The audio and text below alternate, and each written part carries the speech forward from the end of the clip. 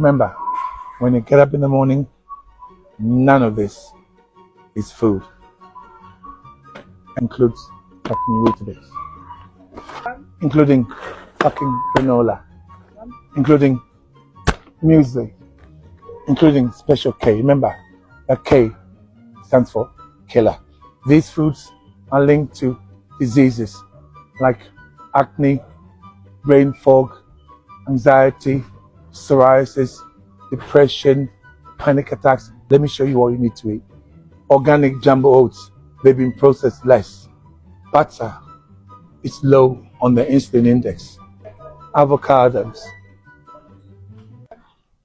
cheese, organic nuts. Remember, walnuts, pecans, some macadamia, they are fine. Berries, eggs,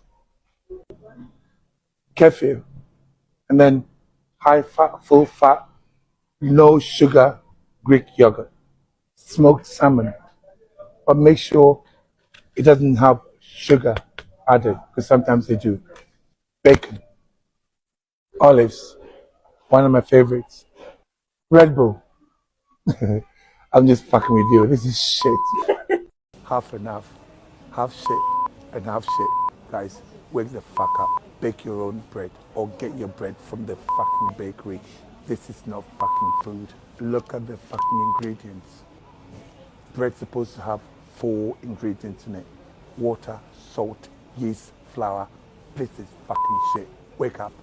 Guys, I went to my local Tesco's to get my usual 18 eggs and some tuna, and guess what the fuck I saw? This piece of fucking shit. Come on, guys. This is not real fucking food.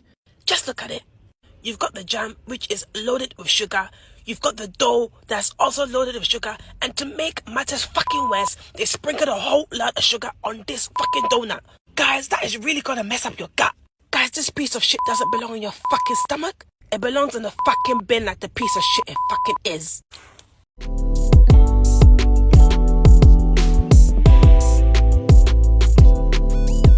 Poor diet has overtaken tobacco as the leading cause of early death on planet Earth. And by the age of 5, kids in this country will be that much shorter, 9 centimetres, compared to other countries. And it is all diet. Now, you can't stunt a body by 9 centimetres and not also stunt them intellectually. Why don't we just all make better choices? I have almost no interest in personal responsibility. This is about social justice. And people without money, they're forced to eat bad food. If you got rid of poverty, you would get rid of around 60% of the problem of diet-related disease. So about 12 years ago, the definition was developed to describe a Western industrial American diet. And it was done by a team in Brazil. And much of the best work on this stuff has been done by teams in Central and South America. Because what they saw in those countries, whereas this has crept up on us in the UK, in places like Mexico and Colombia and Brazil, obesity was essentially unheard of. And within a decade, it went to being the dominant public health problem. In towns in Mexico, you wouldn't know anyone who was living with obesity. And within a decade, everyone would know someone who'd had an amputation for type 2 diabetes. The only thing that had changed was the influx of, broadly, an American diet, industrially processed foods.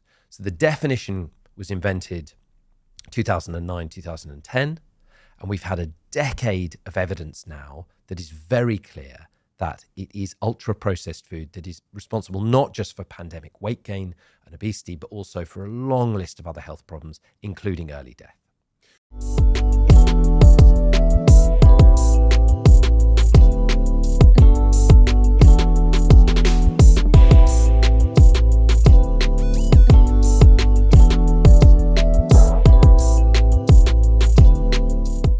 I'm going to switch from my normal healthy diet, it's pretty healthy, I eat about 20% ultra-processed food, to an 80% ultra-processed food diet. It's like tickling some weird bit of my brain. I know I'm going to finish this and immediately want another one. The rules of my experiment are that I eat whenever I feel hungry, which is what I always do. But previously, that meant eating 3 meals a day with the occasional snack. Now, I find myself craving food much more. This is definitely what the scientific papers call, hyperpalatable. So it's just really, really, really eatable, delicious food. I don't know what this is about. This is just a video of me not having a poo.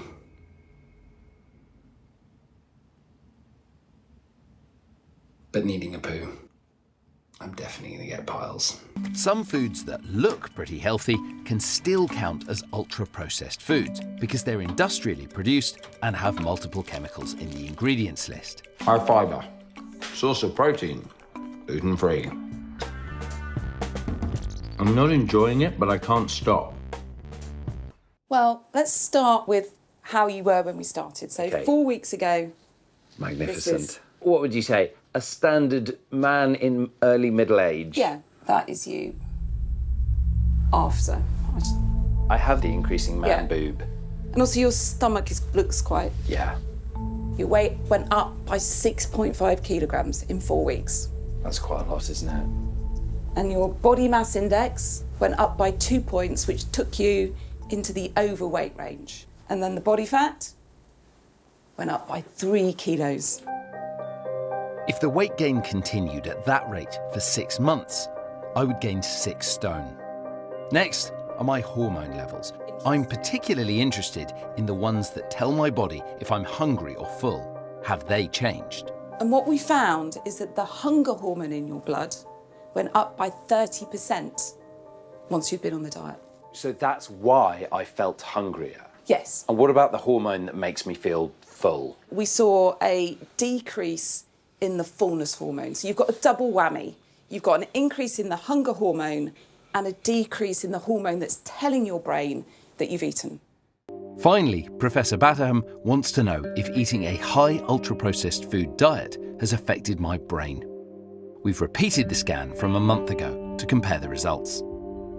Blue is how areas of your brain talk to each other before the diet.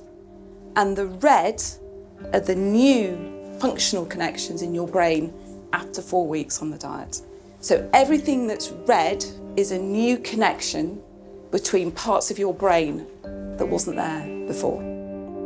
Comparing these scans has revealed that my diet has linked up the reward centres of my brain with the areas that drive repetitive, automatic behaviour. So eating ultra-processed food has become something my brain simply tells me to do without me even wanting it. Shockingly, this is something you might see in a person with addiction. If you just took people and scanned them at 4 week intervals, you don't normally No. see a bunch of connections No, change. no. That does seem to be a real result. Yeah. This is terrifying, isn't it? I was I surprised. really Really didn't surprised. expect this when No. I came in this morning. No, Are you no, surprised by I was this? surprised by the changes in the MRI scan. Really surprised. With just 4 weeks. My concern is that children's brains are still developing and they're much more malleable than mine, which means the changes are likely to be even greater. There are lots of children in this country who are on my diet from a very early age. Do we have any idea what that's doing to them?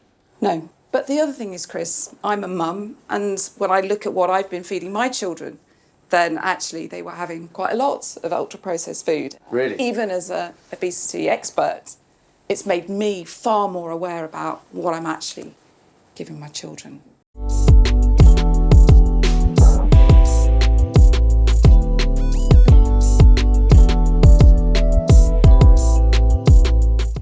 It will be impossible for you to limit the influx of ultra-processed food into your house. So clearly, I've written the book on this. I study this. Yeah. I would love to do that.